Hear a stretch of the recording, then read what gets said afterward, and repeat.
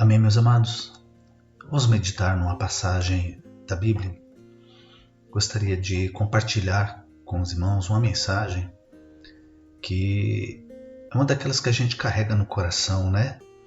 E vez por outra o Senhor nos incentiva a repeti-la para renovar a visão, especialmente quando é uma mensagem que trata sobre fundamentos da fé, né? E é o caso, né, dessa aqui. Eu quero passar para os irmãos essa mensagem tão importante, né, que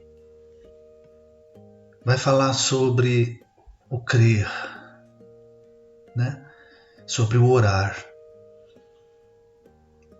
Porque a oração, irmãos, nunca foi tão necessária na face da terra nesses últimos tempos.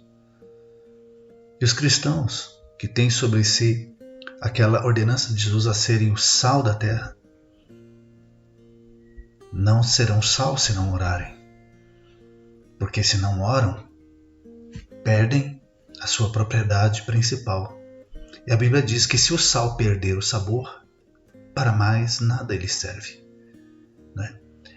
E não há como ter sabor, como ter intensidade, né, na vida cristã, se não houver oração, né? E ocupado com essa preocupação a respeito da oração, me veio à lembrança, mais uma vez, a mensagem que eu quero compartilhar com os amados hoje. Eu quero começar com essa paisagem aqui com os irmãos. Veja aí. Um deserto, né, mostrado a partir daquilo que foi o leito de um rio ou um lago, que agora é só lama, né, seca, né, e trincada aqui, de tamanha secura, né? E meditando nisso, me veio aquela passagem de Elias, quando o povo de Israel havia se afastado da fé e passava agora por uma situação muito grande, né, de paganização. Os profetas de Baal estavam prosperando, né, aquela luta tremenda. E Elias foi a ferramenta que Deus usou para trazer bênção ao seu povo de volta, né? Depois de ter limpado a idolatria da terra, Elias sobe ao monte, né? E ali junto com o seu moço, seu assistente, então ele diz o que nós vamos começar aqui na leitura de 1 Reis, capítulo 18, verso 43, ao qual nós vamos acrescentar o 44 também. O texto diz: E disse ao seu moço: Sobe agora e olha para a banda do mar. E subiu e olhou e disse: Não há nada. Então disse ele: Torna lá 7 vezes. E sucedeu que a 7ª vez disse: Eis aqui uma pequena nuvem com a mão de um homem subindo do mar. Então disse ele: Sobe e dize a Acabe: Aparelha o teu carro e desce para que a chuva não te apanhe. Né? Olha só. Fazia 3 anos e meio que não chovia. Todo o povo estava angustiado. Porque, irmão, 3 anos e meio sem água. Para quem mora num deserto tórrido, né? Nós estamos aqui num país tropical, onde mesmo nas regiões mais secas que nós temos, não há nada que se compare ao deserto ali daquela região da Palestina, né? No seu período de seca. É um negócio terrível, terrível. E o Senhor cerrou os céus e não houve chuva, porque o Senhor estava decepcionado com o seu povo e com o que estavam fazendo debaixo desse céu, né? E aí Veio o tempo que o Senhor decidiu abençoar o seu povo e usou Elias para falar ao seu povo, orientar o seu povo, né, a retomar um caminho de crescimento e de graça. Né? E em certo momento, Elias disse ao rei Acabe: olha, eu vou subir lá a orar, porque eu tenho um sentimento de que há chuva chegando.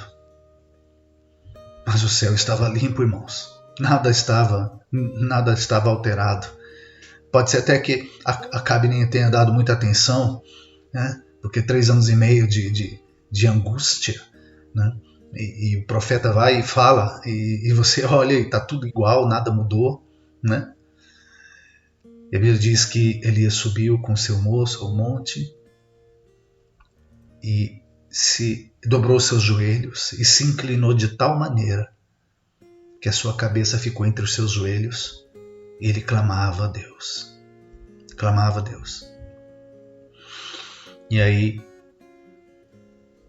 em certo momento, ele falou para o seu moço: vai lá, dá uma olhada para o lado do mar e veja se aparece alguma coisa, né? E o seu moço foi, olhou e nada, céu limpo, né? De modo que o profeta falou para esse moço: olha, eu quero que você faça isso 7 vezes, né? 7 vezes. E por 7 vezes esse moço foi observar, né? Foi a primeira, a segunda, a terceira, a quarta. Só na 7ª vez, quando ele olhou, lá estava uma pequena nuvem pairando sobre o deserto. Eu quero falar um pouco sobre essa pequena nuvem com você agora. É provável que, claro, estava no céu, né? Todo mundo tinha visto essa nuvem. Mas quem é que daria importância para uma pequena nuvem pairando no deserto? Depois de 3 anos e meio de angústia, de gente morrendo, de animais morrendo, de plantações inteiras morrendo. É provável que muita gente olhou para essa nuvem e a desprezou. O que é essa nuvem perto do que a gente precisa? A gente precisa de muito mais que isso. A gente precisava de um céu completamente encoberto, grossas nuvens carregadas de água, né? Irrigando a terra, molhando toda a terra. Aí diz que a gente precisa não dessa nuvenzinha de nada aí, né? E o moço voltou e falou para o seu senhor: olha, eu estou vendo lá agora uma nuvem que, esticando meu braço, ela tem o tamanho da minha mão, né? E a resposta de Elias foi qual? Então vai lá e avisa ao rei Acabe para ele correr, senão a chuva vai pegar ele no meio do caminho. Eu quero pausar a história nesse ponto. Porque é nesse ponto que aparece a diferença entre o que ora e o que não ora. Viu? Todos estavam sofrendo. Todos viram animais morrendo. Todos viram a plantação se perder. Todos viram pessoas morrendo. Todos tiveram que racionar a água. Todos tiveram que racionar banho, lavagem de coisas, objetos, tudo. Tudo foi racionado. 3 anos e meio. 3 anos e meio. Viu?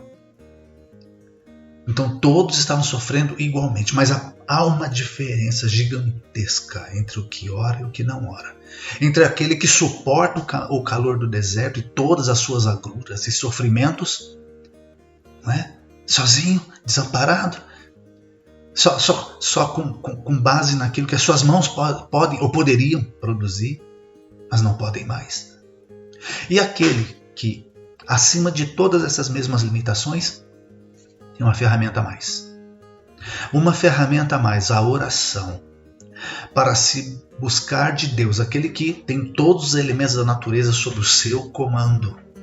Sob o seu comando, né? Percebe? Elias, antes de entrar chegar naquele lugar onde ele estava ali orando, ele veio debaixo desse mesmo sol tórrido, mas chegou ali para orar. E aí aparece na reação do profeta, quando ele fala, olha, vai lá agora e avisa o rei, para ele se apressar, porque senão a chuva vai pegar ele no meio do caminho. Né? Sabe o que isso significa? Sabe qual é a interpretação do cenário? Essa pequena nuvem, quando ela apareceu, não é? Os que não esperavam nada menosprezaram, porque de fato não estavam mentindo, precisavam de muito mais do que isso para resolver o seu problema, não é? Mas para aquele que está orando, a diferença entre o céu limpo e uma nuvenzinha, sabe o que significa para quem ora? Significa que a resposta de Deus começou, a obra de Deus começou e está em pleno andamento. Andamento. Viu? Porque a oração tinha começado antes dessa nuvem aparecer. E antes dessa nuvem aparecer foram 3 anos e meio de céu limpo. Viu? Então essa nuvem representou, essa nuvenzinha, que para o resto do mundo não era nada, para aquele que estava orando foi tudo. Não é? Representou a resposta de Deus. O iniciar de uma obra que agora estava em pleno andamento. E como Deus já tinha falado para o seu servo anteriormente, que haveria de mandar a chuva, né? Então Elias estava confiante, porque Deus não mente, a palavra de Deus não mente. Na palavra de Deus você pode confiar a sua vida, enquanto que na palavra do homem você tem que tomar bastante cuidado. Porque é provável que o homem nem viva para cumprir a palavra que ele te disse, não é? Mas para um Deus eterno, onipotente, onipresente, você pode ficar tranquilo, viu? Então, o que eu quero te dizer aqui? Continue a orar. Ore e fique olhando para o céu. Ore e aguarde. Ore e espere. Ore. Porque aquele que ora, ele olha para o céu de uma maneira diferente daquele que não ora. Aquele que ora sabe que uma pequena nuvenzinha é só um sinal, é só uma coisinha, mas que não estava aí antes. E que ela, sem dúvida, é o sinal de que a obra de Deus começou. A resposta do céu está chegando. E essa é a mensagem que o Senhor nos dá hoje através dessa passagem de 1 Reis. Que ela possa abrilhantar a sua fé e estimulá-la de maneira que você sinta as forças voltando. Mas ore. Não há vitória sem oração. Viu? Não há persistência sem oração. Não há fé sem oração. Esteja orando. Um diálogo com Deus, é comunhão com Deus. Não é orar pelo simples costume de orar. Orar como alguém que cumpre um ritual sagrado. Esqueça isso. A Bíblia não nos ensina a seguir rituais, a receitinhas, como se fossem um livro de mágica. Esqueça isso. Nós não fomos chamados para isso. Nós somos chamados para ser filhos que conversam com seu pai. Compareça na posição de filhos e fale com ele como o seu pai. Viu? E quando você vê a pequena nuvem, você vai saber que o seu pai começou a te responder. Amém? Creia. Ore. Porque sinais virão. Deus sempre responde às orações. Mas aquele que parou de orar, ele não sabe nem o que Deus respondeu. Se foi sim, se foi não. Porque não está orando. E quem ora pouco também não identifica quando Deus está falando. Ele confunde a voz de Deus com a voz do homem.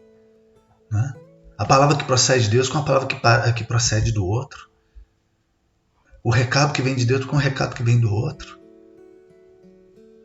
Aliás, aquilo que é mensagem de Deus, daquilo que nem mensagem é. Continue a orar para que os teus ouvidos não esqueçam o sotaque, a sublimidade e as características da voz de Deus. Elias sabia. Ele tinha certeza, porque a forma como essa nuvem apareceu tinha a ver com a maneira como Deus lidava com ele, Elias. Elias já sabia. Ele já sabia identificar, porque ele já orava antes. Né? Já orava antes. Ele estava já exercitado através da oração a reconhecer, saber quando era Deus e quando não era. Ainda mais naqueles tempos em que os profetas de Baal prosperavam na terra. Não é? Mas aquele que conhece o Senhor não confunde um Deus vivo com um pedaço de pau, de pedra, de ferro. De jeito nenhum. Amém? Comece a orar. E você vai ver que Deus já estava falando, mas você que não estava pronto para ouvir. Mas você vai passar a ouvir. Em nome de Jesus. Tá bom? Que essa palavra tenha encontrado abrigo no teu coração. E que ela traga vida e abundância para você. Porque pela sua palavra, o Senhor nos orienta em todo o tempo. Viu? E que através dela você se fortaleça. Você tenha vitória na sua luta. Você tenha bênção no seu problema. E as tuas orações, já, se transformem em testemunho de louvor ao Senhor. Amém? Deus te abençoe. Paz seja contigo.